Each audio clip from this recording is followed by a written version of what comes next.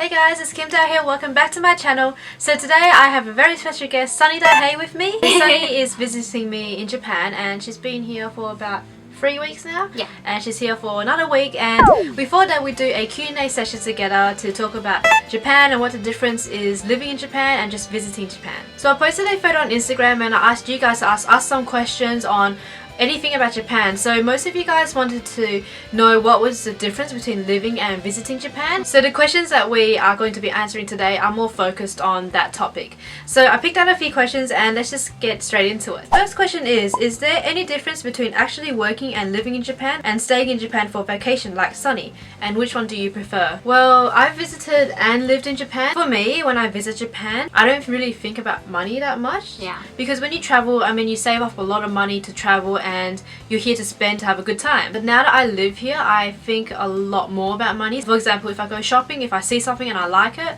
and it's not on sale, I probably won't buy it. Because I tell myself if I come back in a few weeks time, it's going to go on sale, so I'll wait. Yeah, different with me because like I don't know when I'll be back again. So Kim was like telling me about the skirt I bought yesterday. She was like, oh my god, that's too expensive. But I was like, I don't know, Kim, I'm not gonna be back. I'm not sure when. So I was like, I'm just gonna get it. And she was like, you can wait. But I'm like, I don't know. When I travel, I want to buy as many things as I can because I don't know when I'll be back in Japan. But when I live here, everything's accessible and I can buy it anytime I want, so I only buy it if I really need it. I guess food is always a difference because when you travel, you want to eat good food, you want to experience Japanese food, but when you live here, I mean, yeah, once in a while I like to treat myself to good food, but I usually just cook at home to save money. If you're living here, you don't really go out every day. No. But if you're traveling, you want to go out every single day and try to like explore more and things like that. Next question is hardest parts about Japan. I think if you're living here, I guess saving money is really hard.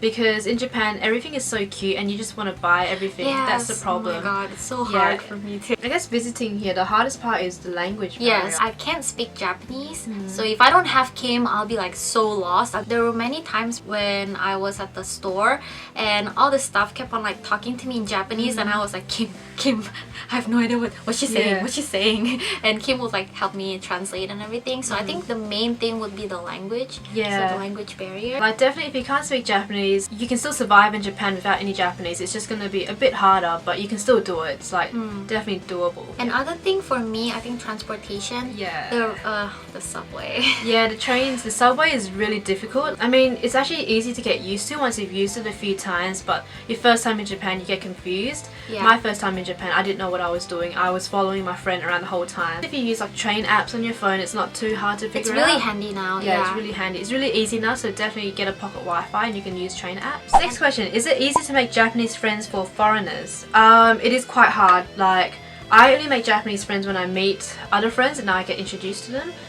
To be honest, I mean, it's like that in every other country. I think once you graduate university, it's really hard to make new friends. Yeah, that's true. Unless if you get people that introduce you, I think. I do think it's difficult myself, but I know that you can make Japanese friends through like websites and language apps. So I know there's a lot of Japanese people that want to speak English and you may want to speak Japanese, and you can use those apps to get in touch with people, but I've never used them myself. I do have a lot of Japanese friends, but mainly I know them because they came to Australia before and I met them in Australia. Next question is, what kind of process do you go through in order to reside in Japan? First of all, you need to get a visa, and that's pretty much all you need to get to Japan. You need to get a visa, and there's different types of visas, and the best thing to do is to actually look them up at your embassy website.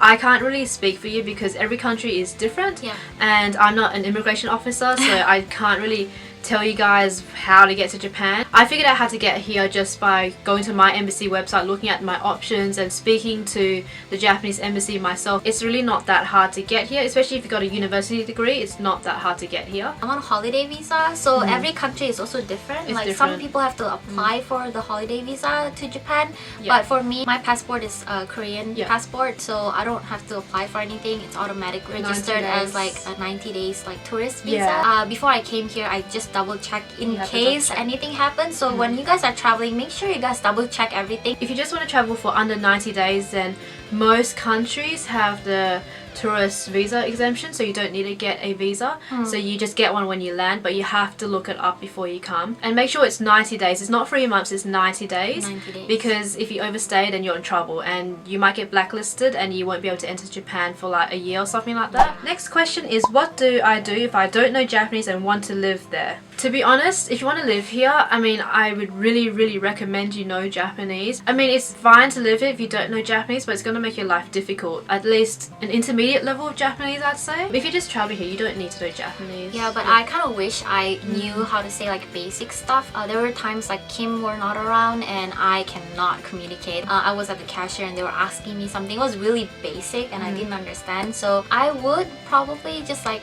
learn the basic, but if you're just here for a month, I don't think You don't need it. No. But if you want to live here, then definitely put in some effort to learn Japanese. Next question, is it difficult to convert your home country's currency to yen once in Japan? No, it's not very hard, but do it in your own country because exchange rates are terrible in Japan. I can't stress this more than enough. You have to do it in your own country. I've told everyone this before, and people that didn't listen to me would go exchange in Japan and they would be so shocked at how bad the rate is. So definitely please exchange at your own country because your rate will be much better than Japan.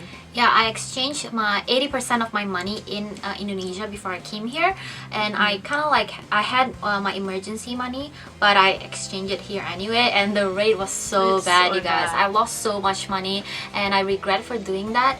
So make sure you guys exchange it before you come here because the rate's gonna be really bad and you're gonna lose a lot of money. You don't want to do that. No. The last time I exchanged cash in Japan was 3 years ago. I remember the rate was 100 yen was 94 Australian cents, and then when I went to exchange it, it was 100 yen was 75. Oh my god. So it was terrible. Next question is, are things expensive there, and if so, how much more expensive than things in America? I don't live in America, so I don't know. I find out a lot of things are overpriced in Japan. It's cheaper than Australia, but more expensive than America. Next question is, do you get lonely or homesick? I do sometimes, but I'm the type of person that's a bit independent. I mean, back in Australia as well, I was always independent. I go to work and I come home. It's all good. I do miss everyone back in Australia, but it's not so bad. I've also been really independent. I've been living by myself for almost like 5 years now, away from my parents. Living here for a month isn't really that bad for me. Yeah, no. Yeah, I Skype with my parents once in a while, and I mean, I'm on vacation. So yeah, it's okay for me. Next question is, do random people assume you are Japanese? Yes, all the time. The thing is, like, if you're Asian in Japan, most of the time they'll just assume you are Japanese, unless if they hear you speaking a different language, then yeah. But they'll just assume you are Japanese most of the time. Like, it's really hard to tell Asians apart. So yeah, they just assume that we are Japanese. Yeah. That's all for this video. Hopefully it was helpful for you guys, and I will be doing these a bit more often, so I will post a photo on my Instagram whenever I'm ready to do a video like this. So make sure you follow me on my Instagram, which is linked in the description box below. Also follow my friend Sunita. Hey, I'll link her channel in the description box below as well. Thank you. And yeah, please subscribe to her channel. She does a lot of awesome videos, and we have done a lot of collab videos together. Other than that, thank you so much for watching, guys, and please follow my vlog channel as well for random Japan vlogs, and I'll see you guys in the next video. Bye!